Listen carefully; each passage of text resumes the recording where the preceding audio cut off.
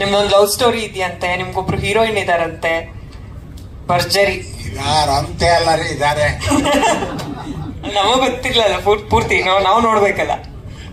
ಬಹಳ ನಾನ್ ಬರೇ ಸಿನಿಮಾ ಮಾಡ್ತಾರೆ ಇವರು ಅನ್ಕೊಂಡಿದ್ದೆ. ಬಹಳ ಚೆನ್ನಾಗಿ ಮಾತಾಡ್ತಾರೆ ಕಣ್ರಿ.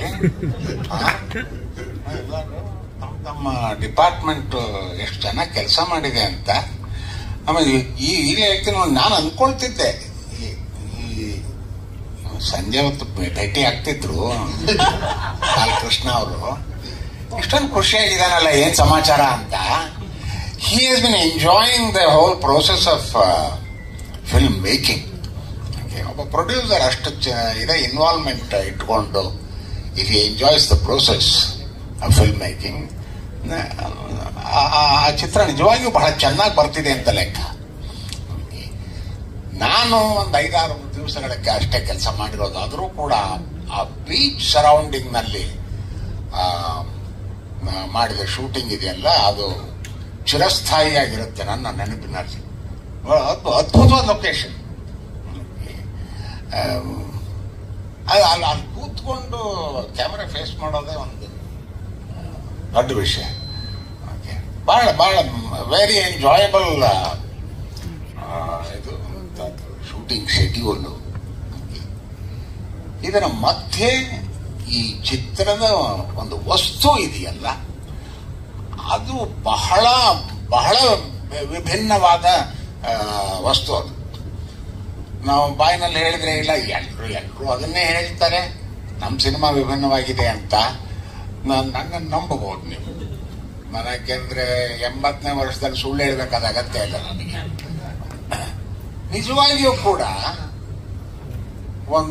ಒಂದು ಪ್ರೀತಿ, ಪ್ರೇಮ, ಪ್ರಣಯ, ಒಲವು ಎಲ್ಲವನ್ನು ಒಂದು ಕಡೆ ಸೇರಿಸಿಕೊಂಡು ಅದಕ್ಕೆ ಒಂದು ಮಾಸ್ ಕಂಟೆಂಟ್ನು ಕೊಟ್ಟು ಎಲ್ಲರಿಗೂ ಪ್ರೀತಿ ಪಾತ್ರವಾದ ಒಂದು ಸಿನಿಮಾ ಮಾಡೋದಿದೆಯಲ್ಲ, ಅದೊಂದು ಬಹಳ ದೊಡ್ಡ ಸವಾಲಿದು. ಓಕೆ, ಆ ಸವಾಲನ್ನ ನಿಭಾಯಿಸಿದಾರಲ್ಲ ನಿರ್ದೇಶಕರು ಮತ್ತೆ ಅವರ ತಂಡ, ಅದು ಬಹಳ ವಿಶಿಷ್ಟವಾದದ್ದು. ಇದೆಲ್ಲದಕ್ಕಿಂತ ಮುಂಚೆಯಾಗಿ ಇವರು ಈ ವಸ್ತುವನ್ನ ನಿರ್ಮಾಪಕರಿಗೆ ಹೇಗೆ ಒಪ್ಪಿಸಿದ್ರು ಅನ್ನೋದು ಒಂದು ದೊಡ್ಡ ಇದು ಪ್ರಶ್ನೆ ನನಗೆ. ಇದು ಸಾಮಾನ್ಯ ಬಾಯಿನಲ್ಲಿ ಹೇಳುವಂತ ಇದಲ್ಲ, ಅಂತದ್ದು ವಸ್ತು ಅಲ್ಲ. ಓಕೆ, ನೋಡಿಯೇ ತೀರ್ಮಾನ ಮಾಡಬೇಕಾದಂತಹದ್ದು. ಆದರೆ ನಿರ್ಮಾಪಕರನ್ನ ಮುಂಚೆ ಒಪ್ಪಿಸ್ಬೇಕು. ಓಕೆ, ಈ ನಿರ್ದೇಶಕರು ಅದು ಹೇಗೆ ಮಾಡಿದ್ರು ಅನ್ನೋದು ನನಗೆ ನಿಜವಾಗಿಯೂ ಒಂದು ಪ್ರಶ್ನೆಯಾಗಿ ಉಳ್ಕೊಂಡಿದೆ. ಅವ್ರು ಇದ್ದಿದ್ರೆ ಇವತ್ತು ಅವ್ರ ಬಾಯಿನಲ್ಲೇ ಕೇಳಬೇಕು ಅಂತ ಬಹಳ ಇಚ್ಛೆ ಇತ್ತು ನನಗೆ. ಅವರೆಲ್ಲ ಬೇರೆ ಕೆಲಸಕ್ಕೆ ಹೋಗಿದ್ದಾರೆ. ಬಟ್ ಬಹಳ ಪ್ಯಾಷನೇಟ್ ಡೈರೆಕ್ಟರ್ ಅಪ್ಪ, ಅದೊಂದು ಹೇಳ್ಬೋದು. ಈ ಸಿನಿಮಾ ತನ್ನ ಮನೆ ಒಳಗಡೆನೆ ನಡೀತಾ ಇದೆ ಅನ್ನೋ ಒಂದು ರೀತಿ ಒಳಗೆ ಪ್ರತಿಯೊಂದು ವಿಷಯದಲ್ಲೂ ಕೂಡ ಬಹಳ ಮುತುವರ್ಜಿ ಇಟ್ಟು ಈ ಸಿನಿಮಾದ ಚಿತ್ರಕಥೆ ಮಾಡಿದ್ದಾರೆ. ಹಾಗೇನೆ ಎಕ್ಸಿಕ್ಯೂಷನ್ ಲೆವೆಲ್ನಲ್ಲಿ ಎಲ್ಲರ ಸಹಕಾರ ಪಡ್ಕೊಂಡು ತಮಗೇನು ಬೇಕೋ ಅದನ್ನ ಪ್ರತಿಶತ 100 ಏನ್ ಬೇಕು ಅಂತಿದ್ರೆ ಅದನ್ನು ಪಡ್ಕೊಂಡಿದ್ದಾರೆ. No compromise of any kind. ಹಾಗಾಗಿ ಈ ಚಿತ್ರ ನಿಜವಾಗಿಯೂ ಕೂಡ ನಾನು ನೋಡಿರೋದ್ರಿಂದ ಅದನ್ನು ಹೇಳಬಲ್ಲೆ, ಎಲ್ಲರಿಗೂ ಬಹಳ ಪ್ರಿಯವಾಗುವ ಸಿನಿಮಾ. ಯಾರು ಫೈಟ್ಸ್ ಪ್ರಿಯರಿದ್ದೀರಾ? Okay, you will see him as a real solid fighter. Okay, ಪ್ರೀತಿ ಇದನ್ನು ನೋಡಬೇಕಾ? Very cute girl we have. ಇದೆಲ್ಲದಕ್ಕಿಂತ ಮುಖ್ಯವಾಗಿ ನನಗೆ ಬಹಳ ಮೆಚ್ಚುಗೆ ಆಗಿರೋದ್ರೆ, ಪದೇ ಪದೇ ಹೇಳಿದ್ದೀನಿ ನಾನು ಇದನ್ನ, ಪ್ರೀತಿ ಪ್ರೇಮ ಪ್ರಣಯಕ್ಕಿಂತ ಹೆಚ್ಚಾಗಿ ಒಲವು ಅಂತ ಏನಂತೀವಲ್ಲ, ಇದು ನಮ್ಮ ಸಾಹಿತ್ಯದಲ್ಲಿ ಹೆಚ್ಚಾಗಿ ಪ್ರೆಸೆಂಟ್ ಆಗಿದೆ. ಸಿನಿಮಾಗಳಲ್ಲಿ ಅಷ್ಟು ದೊಡ್ಡ ಪ್ರಮಾಣದಲ್ಲಿ ಇಡೀ ಸಿನಿಮಾ ನಿಂತಿರೋದೇ ಒಲವಿನ ಮೇಲೆ.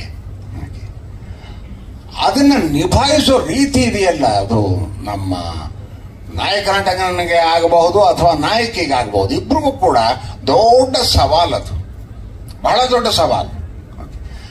ಅವರಿಬ್ಬರು ಕೂಡ ಅದನ್ನು ಬಹಳ ಚೆನ್ನಾಗಿ ನಿಭಾಯಿಸಿದ್ದಾರೆ. ಇವರಿಬ್ಬರಿಗೆ ಒಂದು ಕೊಂಡಿಯಾಗಿ ಮಾಲವಿಕಾ ಅವರು ಒಂದು ಡಾಕ್ಟರ್ ಪಾತ್ರ ಮಾಡಿದ್ದಾರೆ. It's out of the world performance ಅಂತ ಮೊನ್ನೆ ಎಲ್ಲೋ ಬಾಯಿಗೆ ಬಂತು ನನಗೆ. Remarkable performance. ಓಕೆ, ಅಲ್ಲಿ ಹೇಳಬೇಕಾದದ್ದು ಯಾವುದು, ಹೇಳಬಾರದ್ದು ಯಾವುದು, ಓಕೆ, ಅವೆಲ್ಲವನ್ನು ಎಕ್ಸ್ಪ್ರೆಷನ್ ನಲ್ಲಿ ಬಹಳ ಚೆನ್ನಾಗಿ ತಂದಿದ್ದಾರೆ. Hats off to her. Okay, ಹಾಗೇನೆ ಬಹಳ ಕಡೆ ಎಲ್ಲಿ ಹೋದ್ರು ಕೂಡ ನಮ್ಗೆ ಏನ್ರಿ ಇಡೀ ಫ್ಯಾಮಿಲಿ ಕೂತ್ಕೊಂಡು ನೋಡೋ ಅಂತ ಒಂದು ಚಿತ್ರ ಸಿಕ್ಕಿಲ್ಲ ನಮಗೆ. ನೋಡಿ, ರಾಜ್ಕುಮಾರ್ ಅವರ ಇದರೊಳಗೆ ಸಿಗ್ತಾ ಇತ್ತು ಅದೊಂದು. ಆ ರೀತಿ ಯಾರು ಕಂಪ್ಲೇಂಟ್ ಮಾಡೋರಿದ್ರೆ ಈಗ ಒಂದು ಗ್ಯಾರಂಟಿ ಕೊಡ್ತೀನಿ, ನಿಜವಾಗಿಯೂ ಕೂಡ ಈ ಚಿತ್ರ ಇಡೀ ಫ್ಯಾಮಿಲಿ ಜೊತೆಯಲ್ಲಿ ಕೂತ್ಕೊಂಡು ನೋಡಬೇಕಾದ ಚಿತ್ರ. ಫ್ಯಾಮಿಲಿ ಅಂತ ಅಂದ್ರೆ ಗಂಡ ಹೆಂಡತಿ ಇಷ್ಟೇ ಅಲ್ಲ, ಅಪ್ಪ ಅಮ್ಮ ಅಜ್ಜ ಅಜ್ಜಿ ವಂಶಿಕ ತರಹದ ಮಗು ಎಲ್ಲರೂ ಒಟ್ಟಿಗೆ ಕೂತ್ಕೊಂಡು ನೋಡಬೇಕಾದ ಚಿತ್ರ. ನೋಡಿ ಮನಸ್ಸಿಗೆ ಮುದಗು ಸಿಗುತ್ತೆ, ಸಂತೋಷ ಸಿಗುತ್ತೆ. ಒಂದು 10 ಜನರಿಗೆ ನೀವು ಹೋಗಿ ಮತ್ತೆ ರೇ ಈ ಸಿನಿಮಾ ನೋಡ್ಕೊಂಬಂತೆ, ವೆರಿ ವೆರಿ ಇಂಟ್ರೆಸ್ಟಿಂಗ್ ಸಿನಿಮಾ ಅಂತ ಇಷ್ಟು ಗ್ಯಾರಂಟಿ ಕೊಡಬಲ್ಲೆ ನಾನು. ನಿಜವಾಗಿಯೂ ಅದೊಂದು ಈ ಚಿತ್ರದ ಒಂದು ವೈಶಿಷ್ಟ್ಯ ಅಂತ ಹೇಳ್ತೀನಿ. ಎಲ್ಲರಿಗೂ ಪ್ರಿಯವಾಗುವಂತಹ, ಮನಸ್ಸಿಗೆ ಮುದ ಕೊಡುವಂತಹ, ಒಲವಿನ ಸಾಕ್ಷಾತ್ಕಾರ ಆಗುವಂತಹ